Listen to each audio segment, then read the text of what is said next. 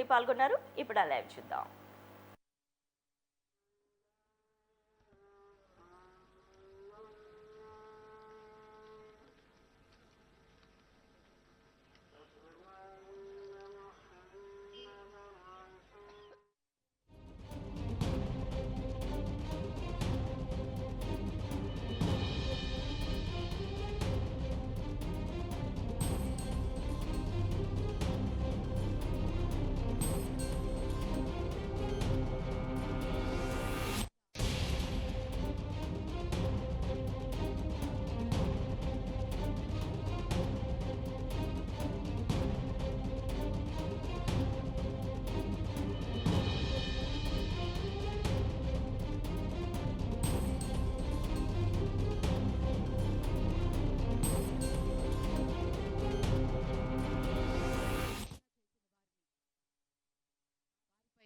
సరైన కేసులు పెట్టడం, అలాగే ఆ అక్రమ కట్టడాల్ని నిర్మూలించడం, తద్వారా లేక్స్ ని కాపాడడం అండ్ మన పర్యావరణలో పరిరక్షణలో భాగంగా ఆ నీటి మూలాలు అండ్ చెరువులు, నదులు వంటి సహజ వనరుల్ని అక్రమంగా నిర్మాణాలు చేసిన వాళ్ళని ఐడెంటిఫై చేయడం మాత్రమే కాదు, అలాంటి సహజ వనరుల్ని రక్షించుకునే బాధ్యత మన హైడ్రా చేపట్టింది.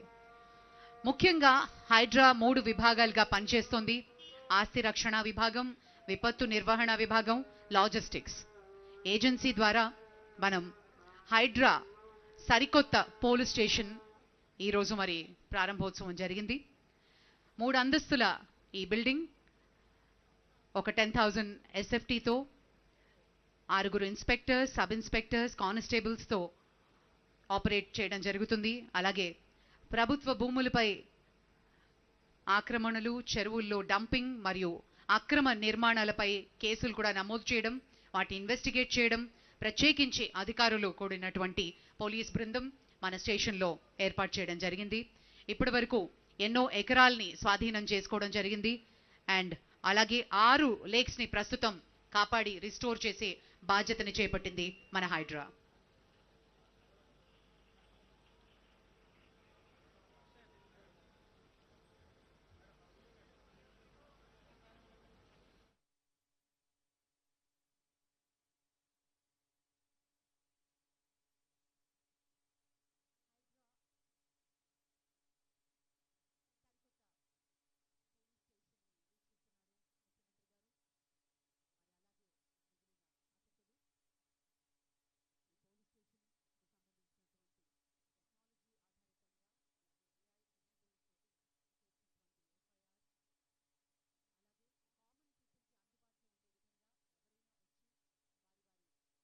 ప్రాబ్లమ్స్ కి సొల్యూషన్స్, అలాగే గ్రీవియన్సెస్ కి అడ్రస్లు త్వరగా పరిష్కరణ జరిగే విధంగా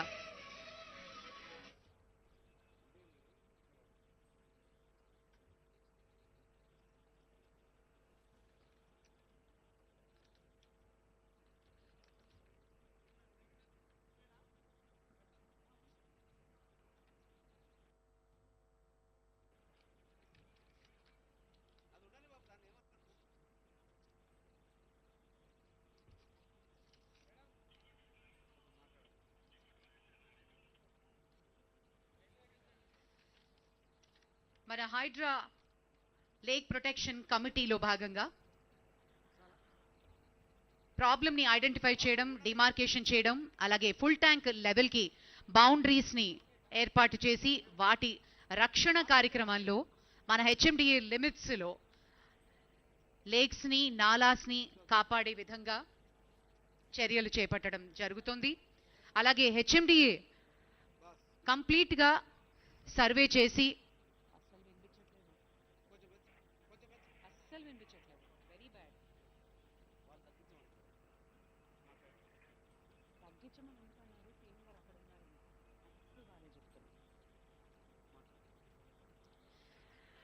మన ల్యాండ్ ప్రొటెక్షన్ కమిటీ గౌరవనీయులు మన ముఖ్యమంత్రి హైడ్రాకి సంబంధించినటువంటి వెహికల్స్ని ఇప్పుడు ఫ్లాగ్ ఆఫ్ చేయబోతున్నారు.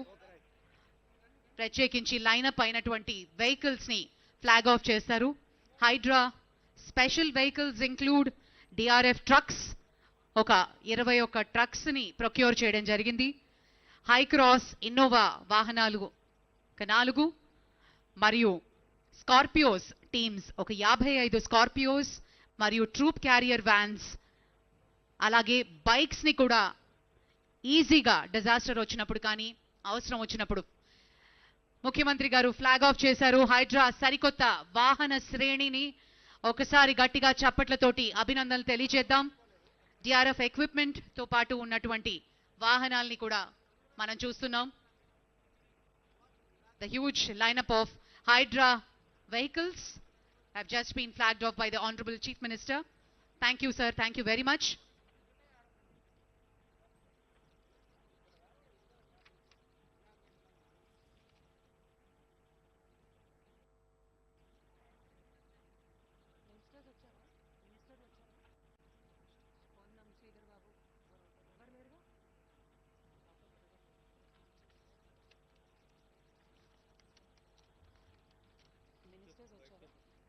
వైట్ పేపర్ లేదుగా అడుగుతున్నారా? అయ్యో లేదు.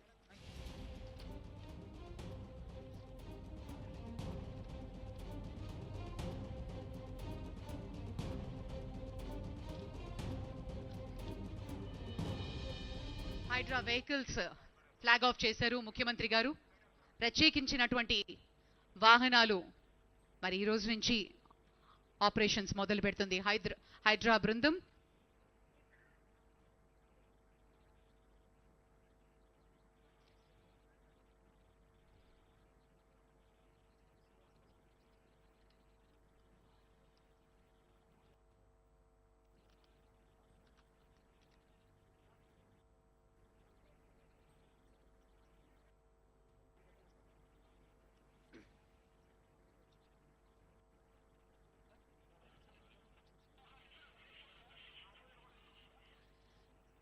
హైడ్రా బైక్స్ ని ఇప్పుడు మనం చూస్తున్నాం. హైడ్రా బృందం వాటిని తీసుకుని కెలామిటీస్ వచ్చిన సమయంలోనూ ఈజీగా అప్రోచబుల్ లేనటువంటి మార్గాల్లో కూడా బైక్స్ ఈజీగా వెళ్ళి ఆ ప్రాబ్లమ్ని సాల్వ్ చేసి అక్కడ ట్రీ కట్టింగ్ ఎక్విప్మెంట్ కూడా ఆ బైక్ మీదే పెట్టడం జరుగుతుంది. వాటిని ఈజీగా హ్యాండిల్ చేసే విధంగా బైక్స్ ని కూడా ఏర్పాటు చేయడం జరిగింది Hydraa. Thank you sir. Thank you very much.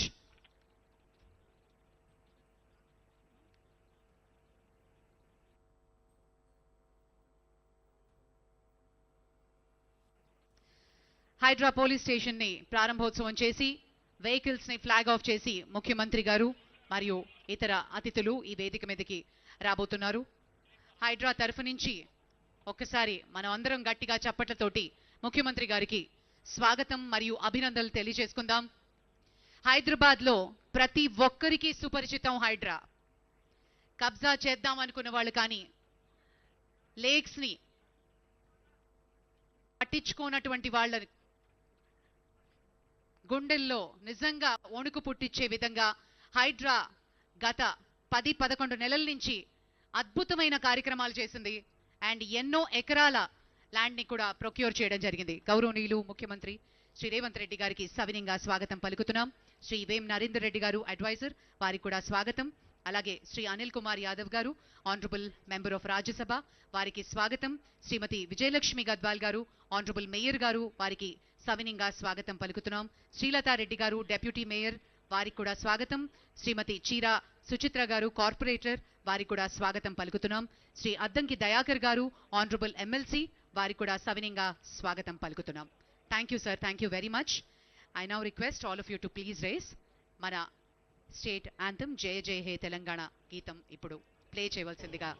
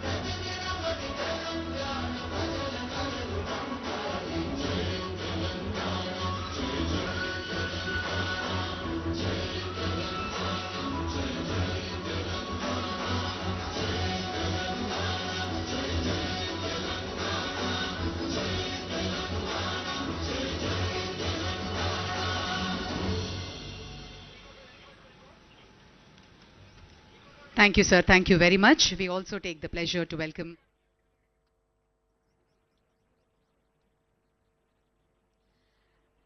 Ramakrishna Rao గారు, ఐఏఎస్ చీఫ్ సెక్రటరీ గారు, రవి గుప్తా గారు, మిగిలిన అతిథులందరికీ సవినీయంగా స్వాగతం పలుకుతున్నాం. It gives me great pleasure to now invite Shri A.V. Ranganath garu, IPS, Commissioner Hydra, to give the welcome address.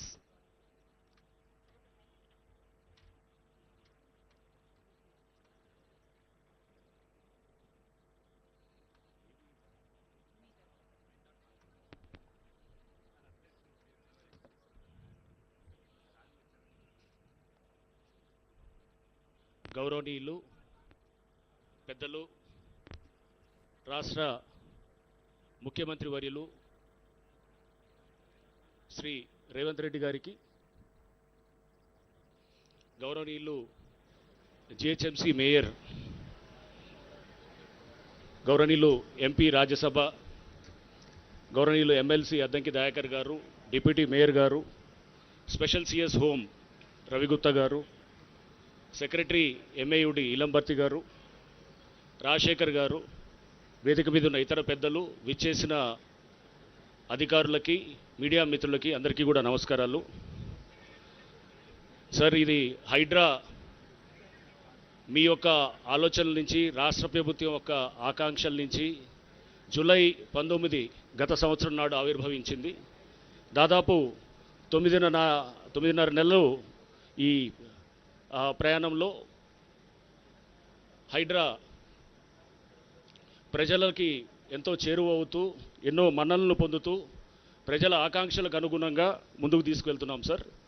So Hydraa అనేది ఒక ప్రత్యేకమైన సంస్థగా Hyderabad disaster response and asset protection agency అని GOMS 99 ద్వారా జూలై 19 రోజు కాన్స్టిట్యూట్ అయినప్పుడు, దీనికి తర్వాత గౌరవ ముఖ్యమంత్రి గారు చాలా పవర్స్, అంటే బహుశా దేశంలో ఇటువంటి ఇది ఒక విప్లవాత్మకమైన ఒక ప్రయత్నము, ఒక హిస్టారికల్ డెసిషన్ అని చెప్పేసి ఇండియన్ స్కూల్ ఆఫ్ బిజినెస్ కూడా ఒక వ్యాసంలో వాళ్ళు కూడా చెప్పడం జరిగింది సార్. సో దీంట్లో అన్ని పవర్స్ కూడా తీసుకొచ్చి, అంటే చాలా ఇరిగేషన్ శాఖకు సంబంధించిన పవర్సు, మున్సిపల్ శాఖకు సంబంధించిన పవర్సు, నెక్స్ట్ రెవెన్యూ శాఖకు సంబంధించిన పవర్సు, ఇతర ఇప్పుడు ప్రత్యేక పోలీస్ స్టేషన్ రావడంతో పోలీస్ శాఖకు సంబంధించిన పవర్సు, ఇవన్నీ కూడా ఇట్లా చాలా పవర్స్ని తెచ్చి ఒక దగ్గర కేంద్రీకరించడంతో మా పని చాలా ఈజీగా అవుతూ కూడా, అంటే కోఆర్డినేషన్ ఇష్యూస్ దగ్గర వచ్చినప్పుడు కూడా ఎవరు ఎలా చేయాలి అన్నప్పుడు అక్కడ గ్యాప్ ఏరియాస్, అంటే రెసిడ్యూరీ ఏరియాస్ కొన్ని ఉంటాయి.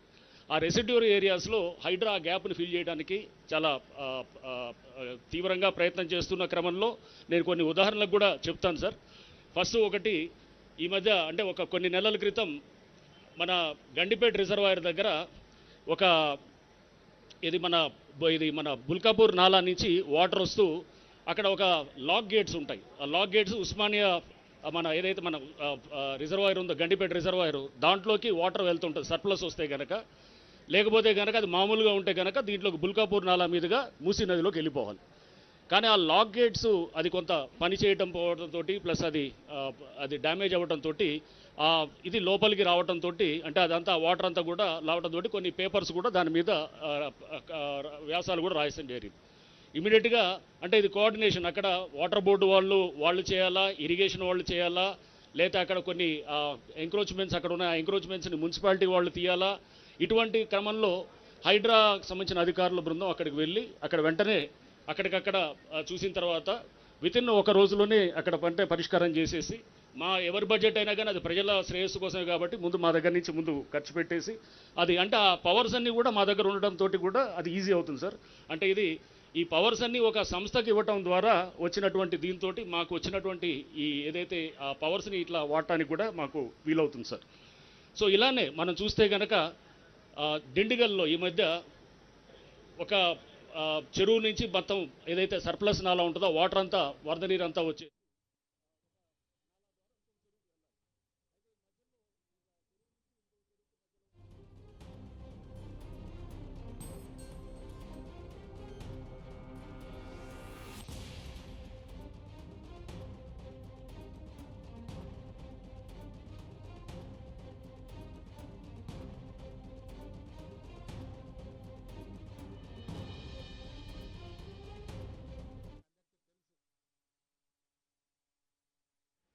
స్వతంత్రం వచ్చిన తర్వాత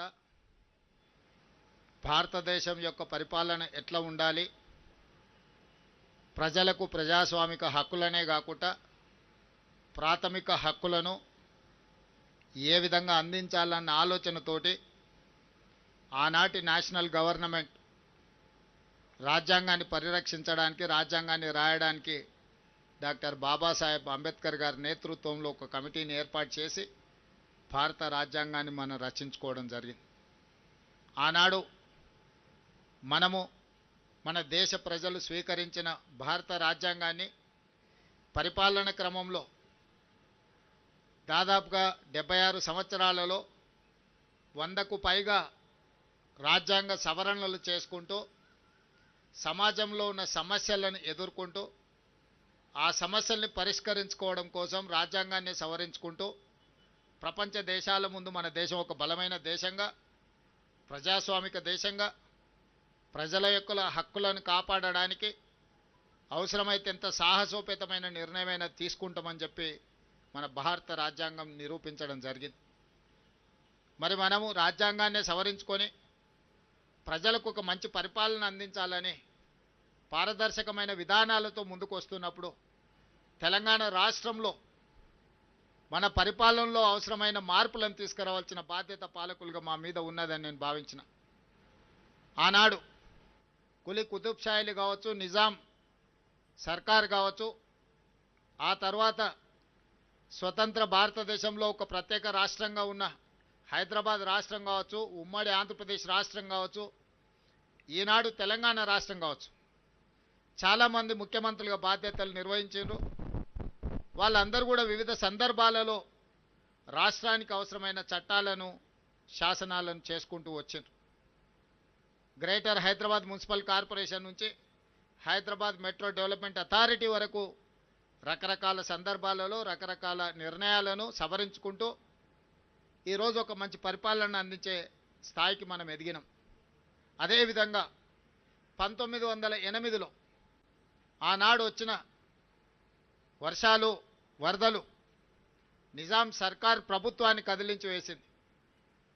నిజాం కకావికలమైపోయిన హైదరాబాదు నగరాన్ని చూసి బోరున విలపించి ఈ వరదలను, ఈ మానవాళి యొక్క నాశనాన్ని నివారించాలి, నిలువరించాలని ఒక గొప్ప ఆలోచన చేసి 1908లో వచ్చిన వరదలో వేలాది మంది ప్రజలు, ఆనాటి హైదరాబాద్ రాష్ట్ర పౌరులు చనిపోతే నిజాం ఒక గొప్ప ఆలోచన చేసి మోక్షగుండం విశ్వేశ్వరయ్యను ప్రపంచంలోనే టెండర్లు పిలిచి ఈ వరదలను నియంత్రించడానికి, నిలువరించడానికి, హైదరాబాదు నగరాన్ని సుందరీకరించడానికి ఒక గొప్ప ఆలోచన చేసి వారు అడుగు ముందుకేసారు. 1908లో వారు మొదలుపెట్టిన మోక్షగుండం విశ్వేశ్వరయ్య అందించిన ఒక గొప్ప కట్టడాలే ఈరోజు మూసీ నది, అదేవిధంగా ఉస్మాన్ సాగర్, హిమాయత్ సాగర్. ఎక్కడో వికారాబాదులో పుట్టే మూసీ నది, ఈసా నదులను, రంగారెడ్డి జిల్లా నుంచి వచ్చే ఈసా నదులను, ఈ నదులను ఒడిసి పట్టాలి, ఈ నీళ్లు వరదగా మారొద్దు, ఈ వరద ప్రజల ప్రాణాలు తీయొద్దన్న ఆలోచనతోటి ఆనాడు కోట్ల రూపాయలు ఖర్చు పెట్టి నిజాం ప్రభువులు నిర్మించిన ఉస్మాన్ సాగర్, హిమాయత్ సాగర్తో పాటు ఈరోజు మూసీ అని మనం చెప్పుకునే పురాణాపూల్ బ్రిడ్జ్ నుంచి మొదలు పెడితే ఈరోజు ఉస్మానియా హాస్పిటల్ కావచ్చు, హైకోర్టు కావచ్చు, ఉస్మానియా యూనివర్సిటీ కావచ్చు, ఇవాళ చెప్పుకుంటూ వెళ్తే హైదరాబాదు నగరంలో గొప్ప గొప్ప నిర్మాణాలు ఆనాడు నిజాం సర్కార్ ఒక గొప్ప పరిపాలనకు దర్పంగా మనకు నిర్మించి అందించడం జరిగింది. కులీ కుతుబ్ షాయిలో నిర్మించిన చార్మినార్ నుంచి మొదలు పెడితే ఈనాటి హైటెక్ సిటీ వరకు వివిధ సందర్భాలలో మన నగరాన్ని మనం పునరుద్ధరించుకుంటూ అభివృద్ధి చేసుకుంటూ ముందుకు వెళ్ళినాం.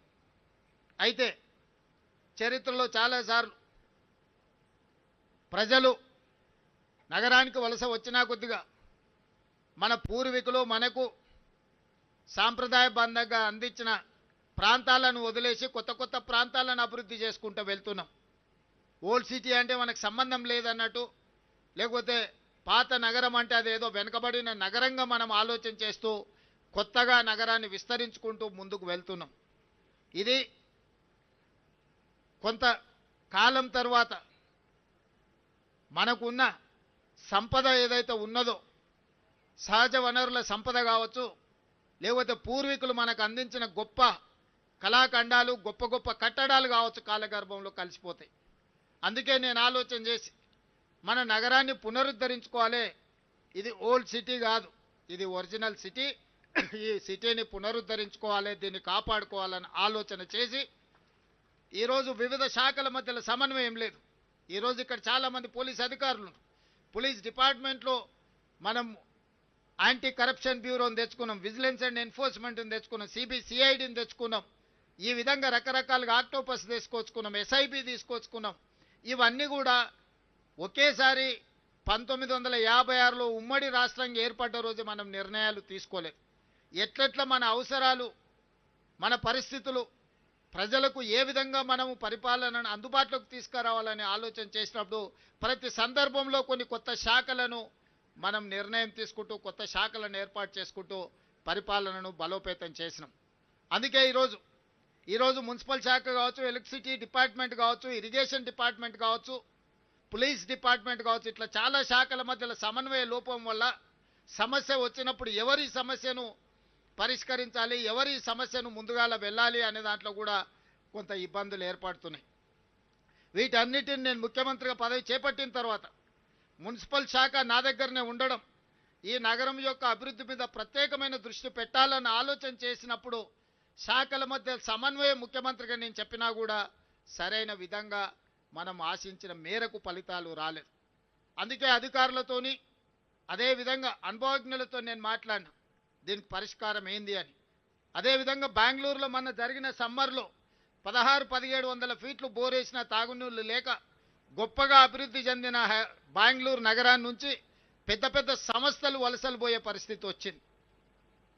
బెంగళూరు ప్రకృతి పరంగా చాలా గొప్పగా ఉంటుంది, కానీ మొత్తం కాంక్రీట్ జంగులు అవ్వడం వల్ల, అక్కడ చెరువులను పరిరక్షించుకోకపోవడం వల్ల, నీటి నిల్వలను ఒడిసి పట్టుకోకపోవడం వల్ల బెంగళూరు నగరము దాదాపుగా మొన్నటి ఎండాకాలంలో తాగడానికి నీళ్లు లేక విలవిలలాడి బెంగళూరు నగరంలో ఉన్న ప్రజలు వలసపోయే పరిస్థితి వచ్చింది.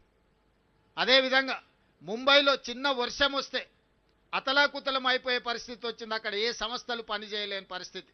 మీకు అందరికీ తెలుసు, చెన్నైలో వరదలు వస్తే 2 ఫ్లోర్లు 3 ఫ్లోర్లు నగరమంతా మునిగిపోయే పరిస్థితి. అదేవిధంగా ఢిల్లీ కాలుష్యంతో పార్లమెంటే కాదు, ప్రభుత్వ పాఠశాలలే కాదు, ప్రభుత్వ కార్యాలయాన్ని కూడా సెలవులు పెట్టే పరిస్థితి.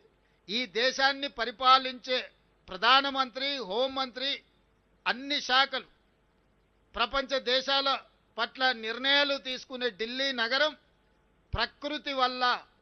ప్రకృతిని మనం కాపాడకపోవడం వల్ల, కాలుష్యాన్ని నియంత్రించకపోవడం వల్ల పార్లమెంటు నుంచి పాఠశాలల వరకు సెలవులు ప్రకటించుకునే పరిస్థితి వచ్చిందంటే ఇది ప్రకృతి తప్పిదం కాదు, మానవ తప్పిదం.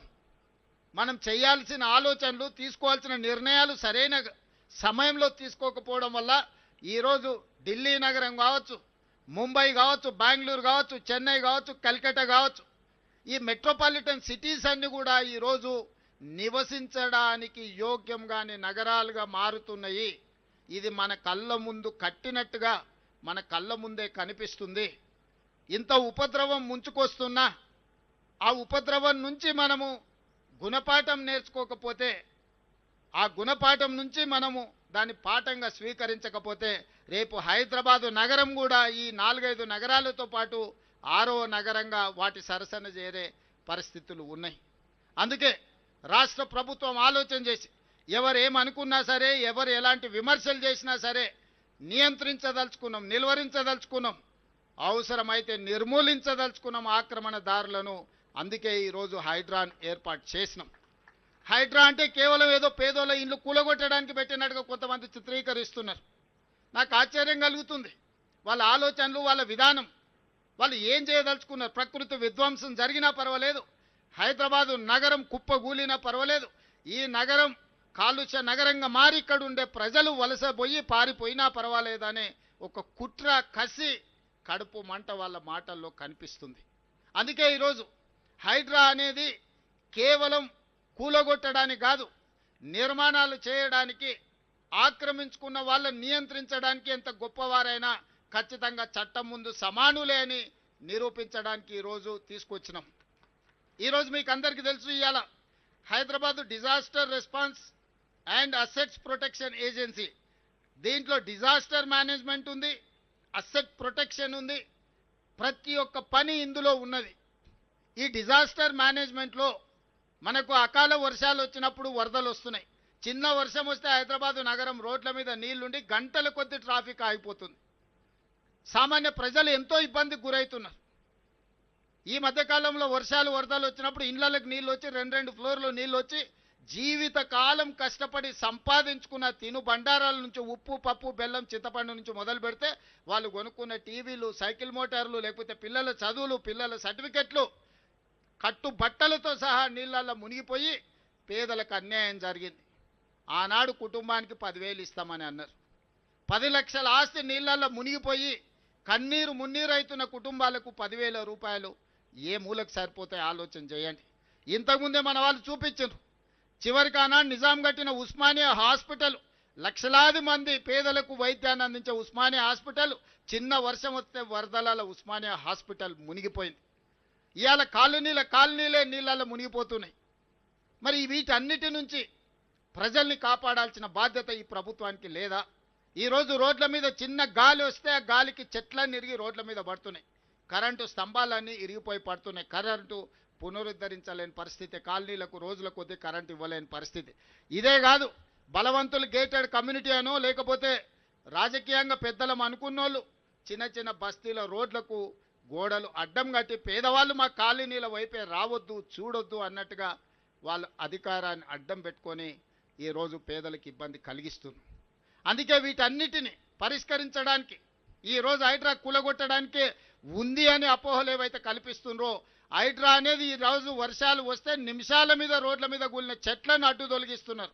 నిమిషాల మీద మీకు కట్టైన మీ కాలనీలకు రాని కరెంటును పునరుద్ధరించే పని చేస్తున్నారు. రోడ్ల మీద నిలబడ్డ నీళ్లను ముందుగానే టెక్నాలజీ వాడి ఏ ప్రాంతంలో 5-6 గంటల తర్వాత ఒక రోజు ముందే ఎక్కడ వర్షం అత్యధికం ఉంది అని అంటే ఆ ఏరియాలో హైడ్రా సిబ్బంది అందరూ సంసిద్ధంగా ఉండి ట్రాఫిక్ను స్ట్రీమ్ లైన్ చేయడమే కాదు, వరదలు వస్తే ఎట్లా ఎదుర్కోవాలి, బురదలో ఎవరైనా చిక్కుకుంటే వాళ్ళని ఎట్లా కాపాడాలి అనే ప్రణాళికలు కూడా ఈరోజు హైడ్రా సిబ్బంది నిరంతరం పనిచేస్తారు. ఇవాళ వేలాది మంది హైడ్రాలో పనిచేస్తున్నారంటే ఇవాళ 1,20,00,000 మంది నగరంలో ఉన్నవాళ్ళు, Hyderabad outer ring road inside core urban reason, ring road లోపల ఉన్న నగరం ఈరోజు 1,20,00,000 మంది ప్రజలు ఉన్నారు. 940 చెరువులు ఉంటే 491 చెరువులు కబ్జాలు గురైపోయినాయి. పెద్ద పెద్ద నాలాలు ఉంటే నాలాలన్నీ మూసుకుపోయినాయి. రోడ్ల మీద ఆక్రమణల గురించి నేను చెప్పాల్సిన పని లేదు. నేను ఈరోజు పౌరులను అడుగుతున్నా, ఈరోజు ట్రాఫిక్ జామ్లకు ఈరోజు రోడ్లను ఆక్రమించుకున్న వాళ్ళు కాదా? ఈరోజు మీరు రోడ్ల మీద గంటల కొద్ది చిన్న వర్షం వచ్చినా ఆగుతున్నారు అంటే నాలాలను ఆక్రమించుకొని అక్రమ నిర్మాణాలు చేపట్టడం వల్ల మీరు ఇబ్బంది పడుతున్నారు కదా. ఇవాళ విలాసవంతమైన వాటర్ వ్యూ అని లేకపోతే లేక్ వ్యూ అని అపార్ట్మెంట్స్ కట్టుకున్న వాళ్ళు పోయి డైరెక్ట్గా చెరువులో కడుతురు. గండిపేట, హిమాయత్ సాగర్ లాంటి చెరువులల్లా కట్టినోళ్ళు ఈరోజు వాళ్ళ ఫామ్ హౌస్ల డ్రైనేజీ తీసుకెళ్ళి తాగునీళ్ళలో కలుపుతున్నారు. ఇదంతా అధికార దుర్వినియోగం కాదా? దీన్ని నియంత్రించాల్సిన బాధ్యత లేదా? ఎవరు అడగకుండా ఉంటే ఇంకా భవిష్యత్తులో ఉన్నాయన్నీ మూసుకపోతే ఇవాళ ఆ నీళ్లు ఎక్కడికి వెళ్ళాలి? నీళ్లు నిలవడానికి చెరువులు ఉన్నాయి, చెరువులకు నీళ్లు వెళ్ళడానికి నాలాలు ఉన్నాయి, ప్రజలు ప్రయాణించడానికి రోడ్లు ఉన్నాయి. ప్రజలు ప్రయాణించే రోడ్లను ఆక్రమించుకుంటారు, నీళ్లు వెళ్లాల్సిన నాలాలను మూసేస్తారు, చెరువులను కబ్జా పెట్టుకుంటారు. ఇవాళ నీళ్ళు ఎక్కడికి వెళ్ళాలి?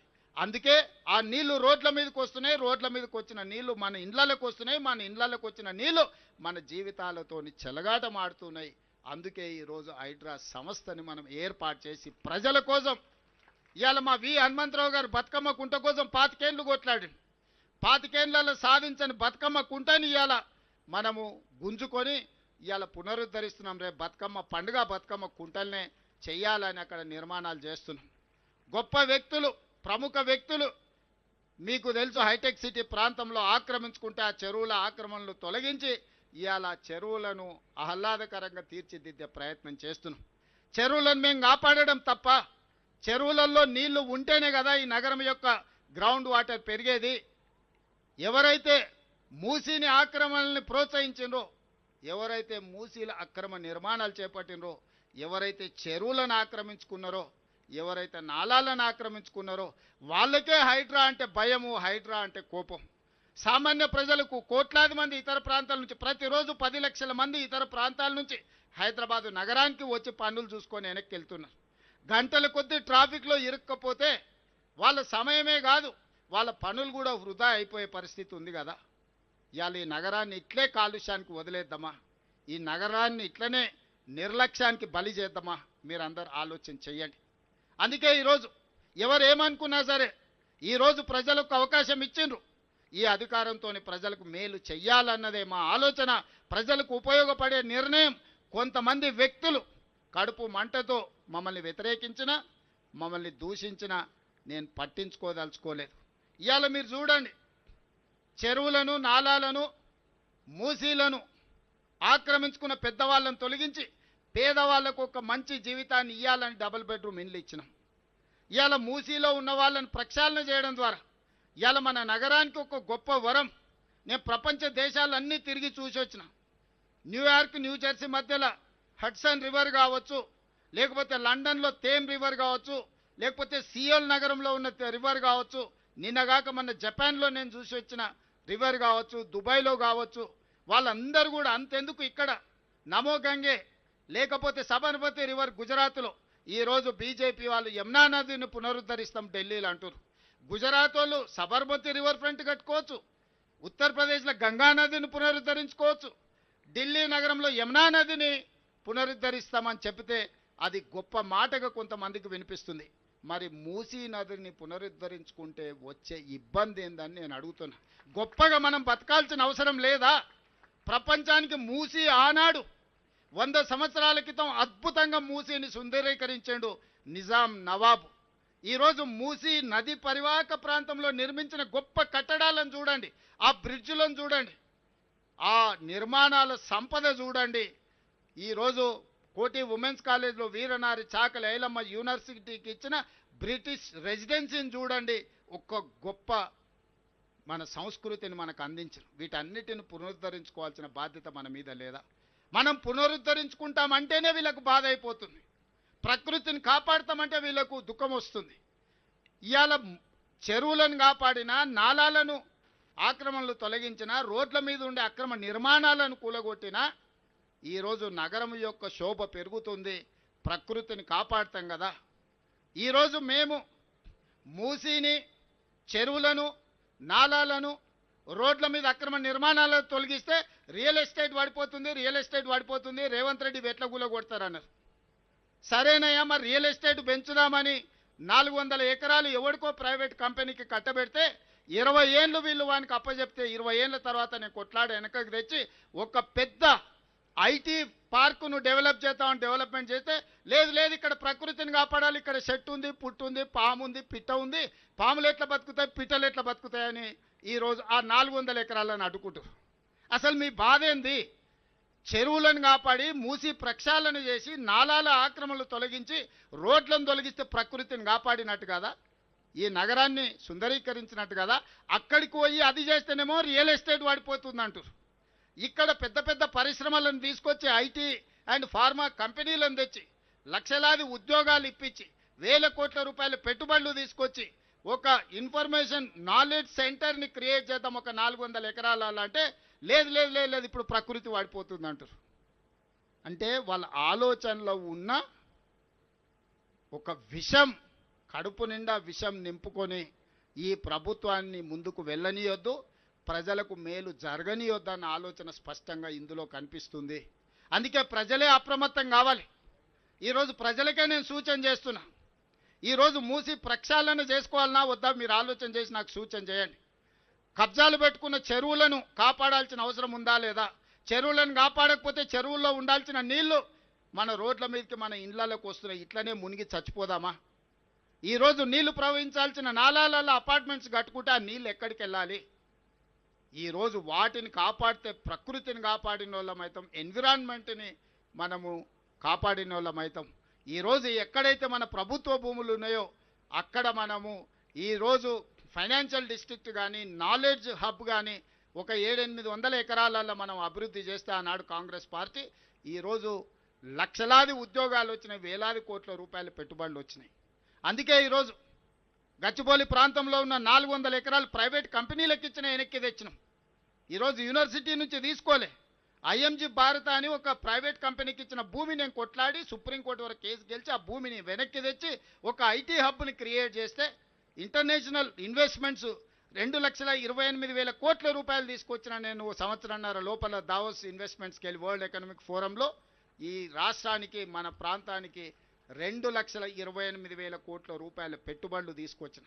మరి ఆ సంస్థలు నడవడానికి స్థలాలు ఇవ్వాల్సిన అవసరం లేదా?